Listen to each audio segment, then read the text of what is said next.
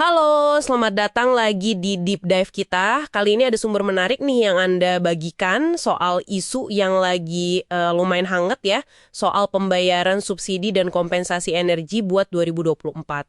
Ini antara Kementerian Keuangan, Kemenko, sama BUMN Energi kita ya, Pertamina dan PLN itu. Sumber kita kali ini dari hasil rapat kerja Kemenko dengan Komisi 11 DPR. Nah, misi kita hari ini, kita coba urai deh, apa sih duduk perkaranya, kok datanya bisa beda, terus apa artinya buat Anda sebagai konsumen. Oke, siap ya? Mari kita bedah.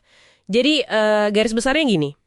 Menteri Keuangan Purbaya Yudisadewa itu menegaskan kalau Kemenko udah lunas. Lunas bayar semua kewajiban subsidi dan kompensasi 2024.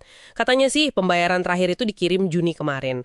Tapi, nah ini tapinya, Komisi 11 DPR berdasarkan rapat mereka malam sebelumnya gitu ya dengan Pertamina dan PLN, mereka dengar laporan kalau kedua BUMN ini merasa masih punya tagihan 2024 yang yaitu belum dibayar Kemenko. Menko sendiri sempat kaget gitu ya, heran. Dan menduga mungkin dananya nyangkut aja pas proses transfer antar bank. Betul-betul. Nah, yang menarik di sini kan, kalau kita gali lebih dalam, akar masalahnya itu kemungkinan besar, bukan soal Kemenkeu nggak mau bayar ya, tapi lebih ke, disparitas data. Ada beberapa kemungkinan sih penyebabnya. Pertama yaitu tadi, beda waktu pencatatan, Kemenkeu kan catatnya pas uang keluar dari kas negara. Nah, BUMN mungkin baru nyatatnya pas uangnya udah efektif masuk ke rekening mereka.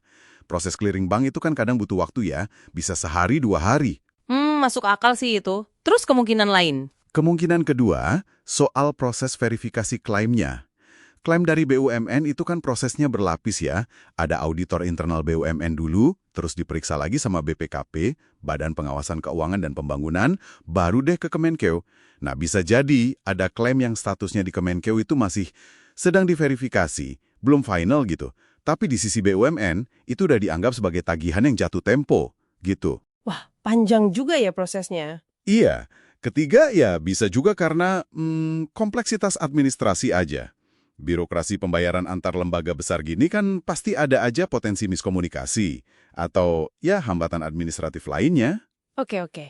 Dari kemungkinan-kemungkinan itu, ada nggak sih indikasi mana yang paling mungkin jadi biang keroknya di kasus Pertamina PLN ini? Atau emang seringnya gabungan aja? Susah sih nunjuk satu aja tanpa lihat datanya langsung ya.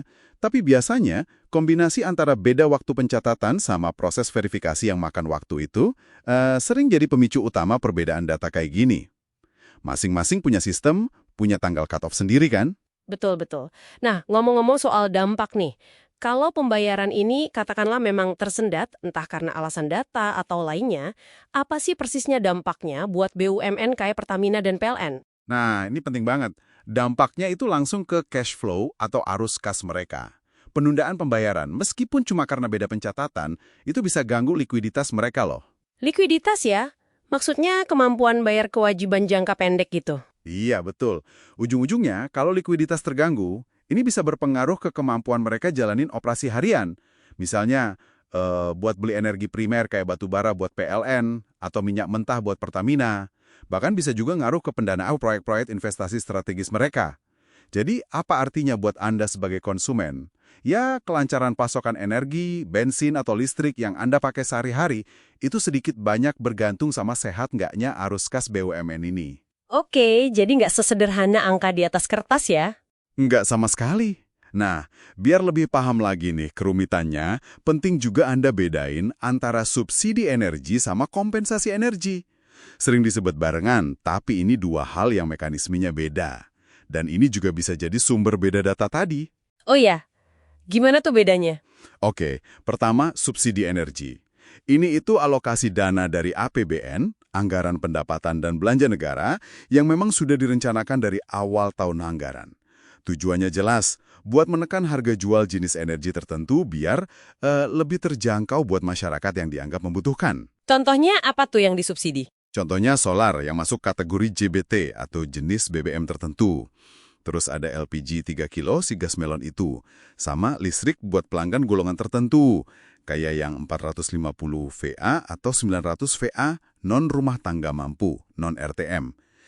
Jadi pemerintah bayarin selisih antara harga keekonomian sama harga jual eceran yang udah ditetapin. Tujuannya ya buat jaga daya beli masyarakat sama bantu ngendalin inflasi. Oke, itu subsidi. Jelas ya, udah direncanain. Terus kalau kompensasi?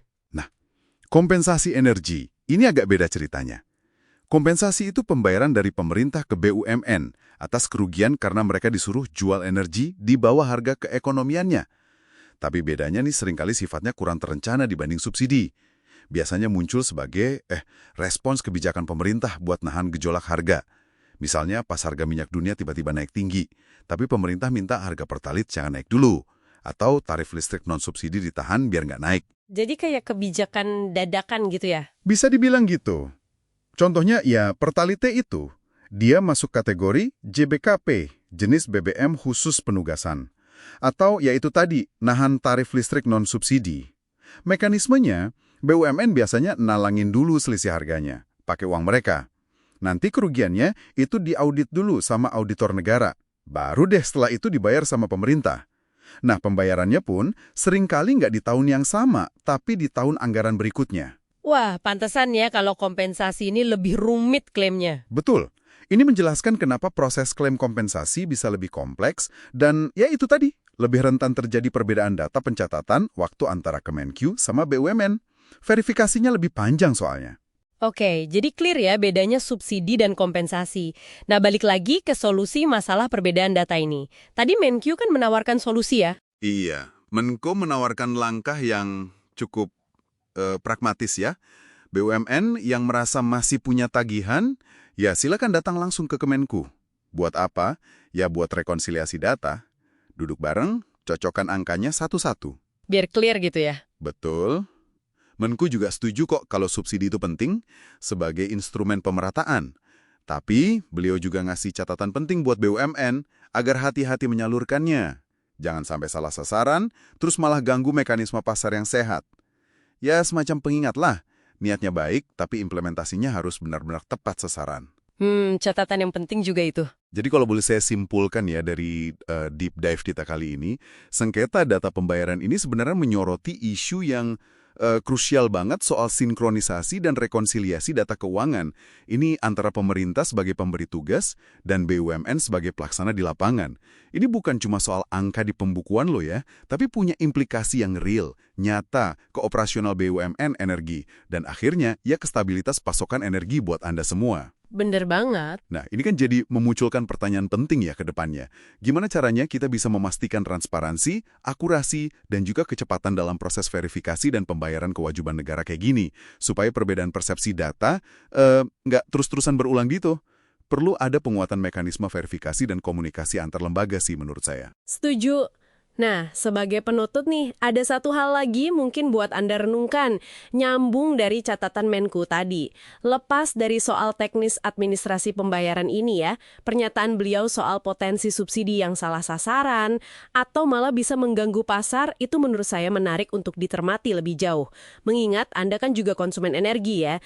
Coba deh Anda pikirkan, menurut Anda gimana sih cara terbaik buat merancang dan menyalurkan subsidi serta kompensasi energi ini, supaya bisa benar-benar efektif sampai ke tangan yang memang berhak, tapi di sisi lain juga nggak terlalu membebani APBN kita dan nggak malah bikin ketidakseimbangan baru di pasar energi. Sesuatu untuk Anda pikirkan lebih dalam ya. Oke, sampai di sini dulu deep dive kita kali ini. Sampai jumpa di pembahasan berikutnya. Download Tribun X sekarang. Menghadirkan lokal menjadi Indonesia.